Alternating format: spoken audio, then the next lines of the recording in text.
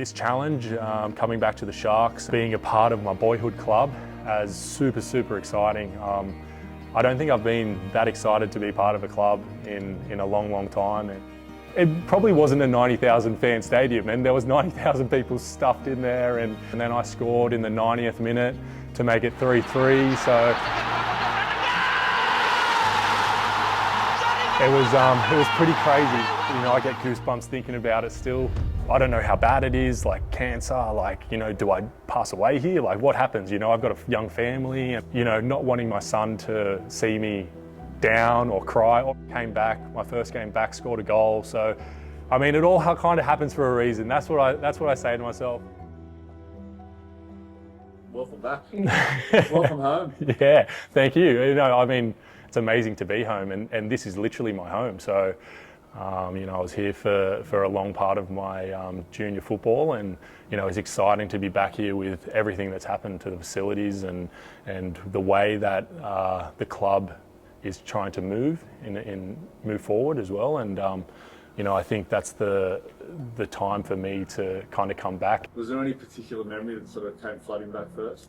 I mean, walking into a sliding door, a glass sliding door, into trophy room, into amazing gym, amazing field that's been set up.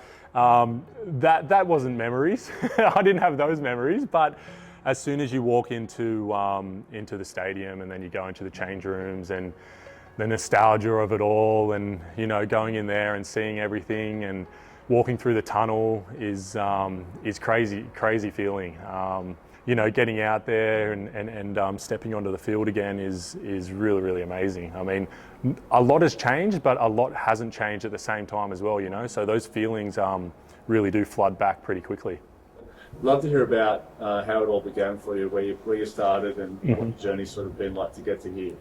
So I lived down in Marton, and so in the depths of Engadine, and went to Marton Public School, did all that, and my dad just used to take me up to the Oval up at the Hammers ground, and yeah, so we were up there nearly every day, just kicking the ball around, just having fun, and I didn't think that football was going to be a path for me, but my dad kind of saw something in me and said, let's just push you in and see how you go. If you like it, you like it, kind of thing. So yeah, ended up really loving it, having lots of friends in Marton, and growing up with them, and we all lived close together. We were tight knit. Played from under 5s all the way up until the 12s. So I actually tried out for Sutherland Shire at that time, the rep team, and I didn't make it the first year in the under 11s. Devastated down at Bates Drive, devastated. Yeah, the actual funny thing was Paul Smith called my dad in the under 12s and said, I think we want Brendan to come down and trial again, because I think my dad thought that was it, like, don't even bother kind of thing. But then, yeah, Paul Smith gave my dad a call and said, come down again and have another trial. And yeah, under 12s, started Sutherland Shire reps. So yeah, from Marton to then come to a team that was full of people all around the Shire was a new breeding ground for me to create more friends. And these are the friends that I have for life now. You know, my football friends, I think are almost more important than your school friends at the end of the day. So, you know, I was never the most technical player out there, but I was always the one that would never stop. I'd always be the grafter and the one that got stuck in, the one that never wanted to lose, always was the one that got upset if I did lose.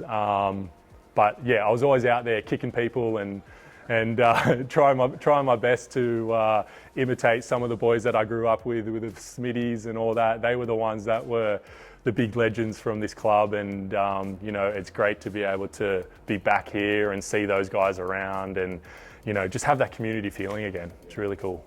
Now, you were named New South Wales Player of the Year in your debut season from first grade. Yeah. Talk us through that season and how it felt to get that award. Yeah, so I came up into first grade from the 20s.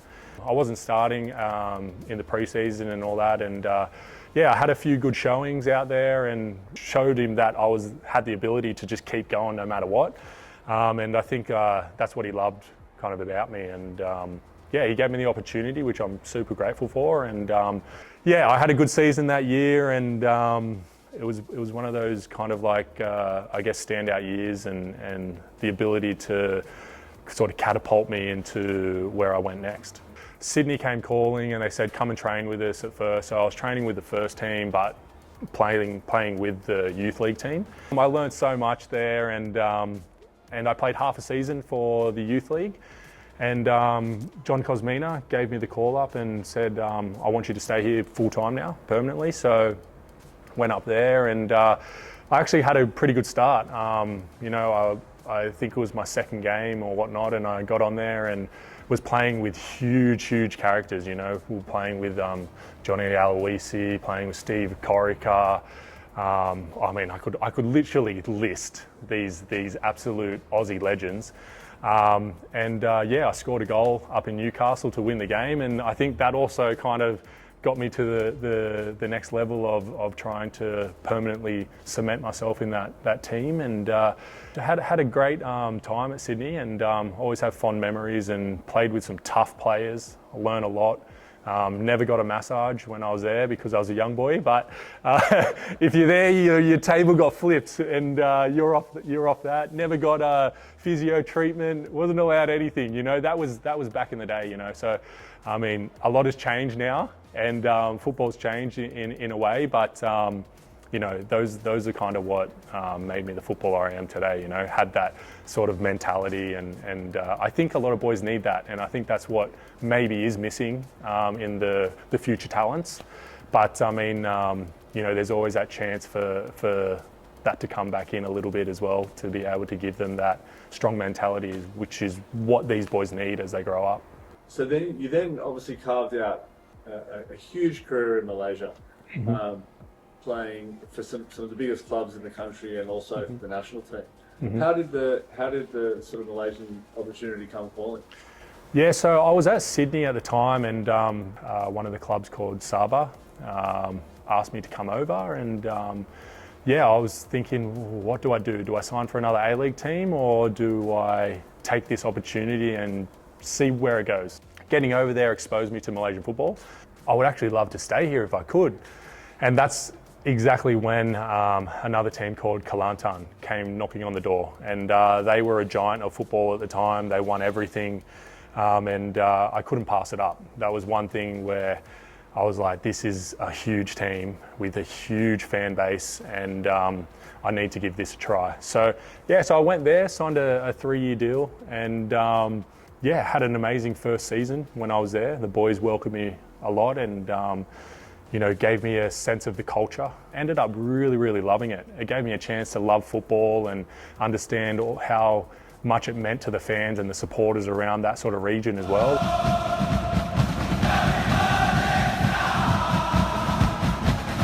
The amount of followers over there is insane, and you know, I didn't know that until I was over there. So yeah, I played for them for 3 years, but when I was over there, I did my ACL the first time, and decided to come back to Australia to do the rehab and the surgery and all that, and then head back over there. So I headed back over there, and that was the first time after that. Played another season and was able to get into the national team for the first time, and that was an amazing experience, because going into that sort of environment is something that I'll remember forever, because you're going to an environment where you are among the best of the best in that country, and you're all fighting it out for a spot.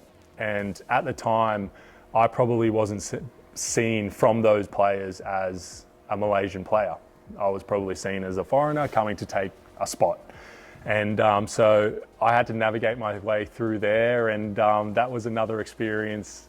That was really cool. And then unfortunately I did my ACL again on my other knee. So I've been through the wars a little bit. Never really had like small injuries, just all these big injuries, and ones that keep me out for a while. So I ended up heading back to Australia and doing the surgery and rehab again. And the monotony of it, you know, it was tough, mentally more so than physically. But I think I learned a lot about myself, and I think that's what has made me who I am today. I'm a player that will never give up, and I'll always fight through things and whatnot. And then I signed for a team called Perak, and I think that's where a lot of the success came. We won a cup called the Malaysia Cup, and that's probably the biggest cup that you can win over in Malaysia. And there was 90,000 fans all in this, probably like, it probably wasn't a 90,000 fan stadium, and there was 90,000 people stuffed in there, and yeah, it was crazy. We went down 2-0, we fought back to 2-2, then we went down 3-2, and then I scored in the 90th minute to make it 3-3, so...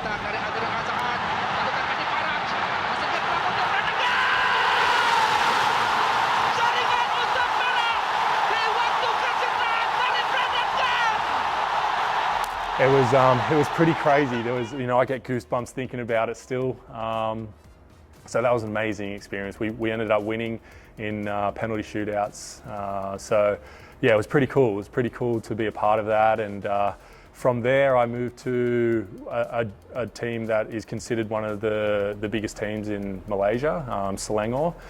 They're called the Red Giants. And yeah, I had some great years there. I was a captain of the team, and unfortunately, the second last year that I was there, I got struck down with testicular cancer.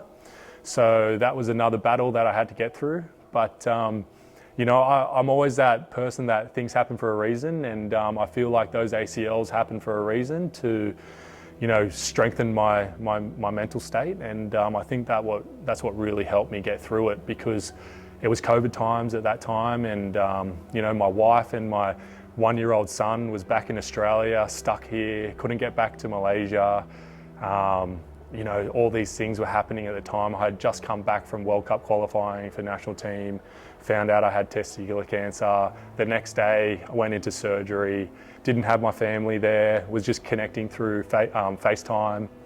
Not wanting my son to see me down or cry, or even my wife. My wife very rarely sees me cry, and that probably is one of the first times that she has seen me cry. And yeah, so that was a battle to get through, and made it through that. Played another season, came back. My first game back, scored a goal. So, it all kind of happens for a reason. That's what I say to myself. And being so optimistic about everything, and I never thought, there were thoughts that come through like, is this my time? Is this where I?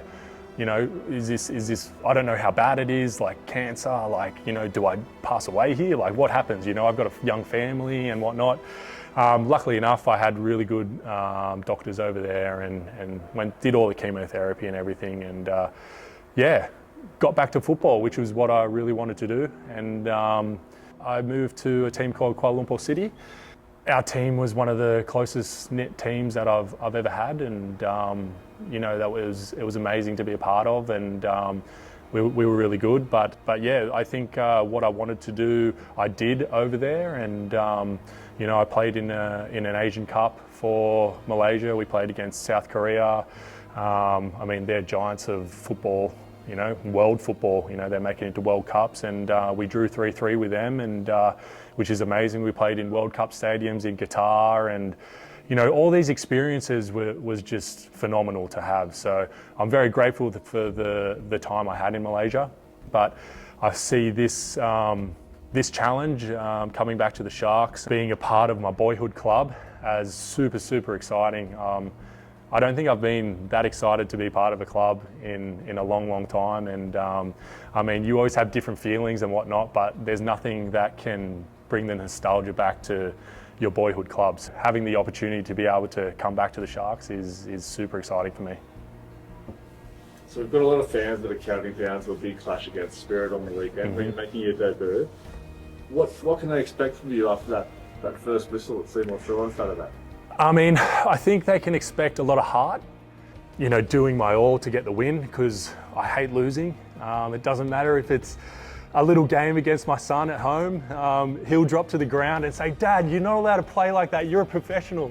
And I'm like, "No, I don't care. I want to win this," So, I've had many of those conversations with my son. So, if I'm going to do that to my own bloodline, then, I'm going to be out there and giving my all for as long as possible. And, I'll try and lead where I can lead. And when I'm out there, it'll just be just 100% the whole way. And then what comes will come from that. But I think over the next 8 games, I think we'll only get better and better. The fitter I get, the sharper I get, I think we'll get better and better. Thank you so much for the time. Thanks for the chat. Thank you. Welcome to the club. No problem. Thank you very much. Absolutely. Appreciate it. Thank you. I'm super excited. It's awesome.